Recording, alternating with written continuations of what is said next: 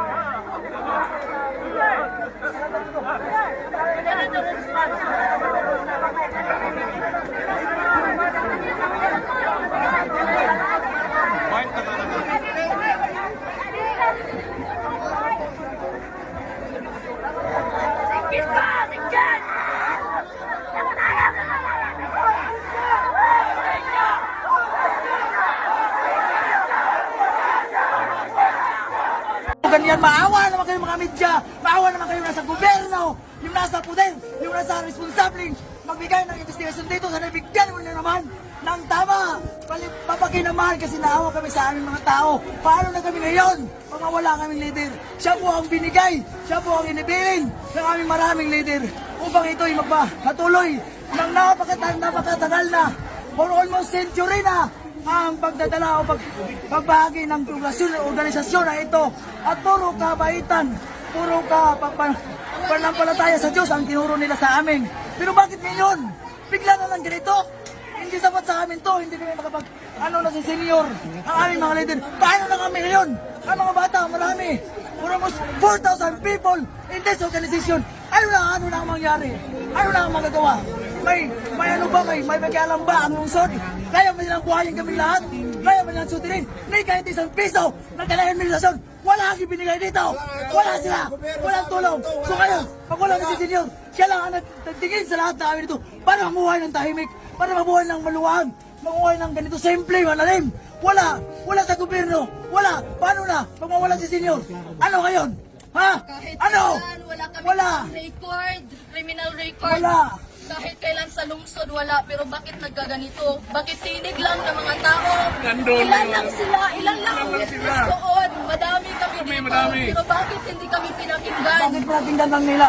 In the rest of 1,000 people na bumaba, ilan lamang yung nagtistigo. At kami, anong ginagawa namin? Ano bang share namin? Bakit hindi kami pinapakinggan?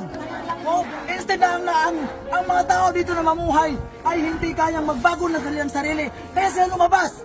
Basta mga bagong tuturuan ni Senior, tuturuan namin mula sa aming mga ninuno ang magandang asal. Yung mga bata, para Yung mga bata mismo. sinabi nilang child abuse. Kung Yung may child abuse. Paano na yung mga magulang? Yung mga bata dito. Yung mga bata, tawagin natin to. Halika mga bata. Turuan ba kayo ng sumuway sa mga magulang? Sana po dito na lang sa amin yung Senate inquiry kasi dito naman yung issue dito sa amin sa kapihan para sila mismo isa sa mga tao personal na lang ma-imbestiga rito. Minute negotiation para hindi na tayo magsagutan doon. Ano po yung negotiation?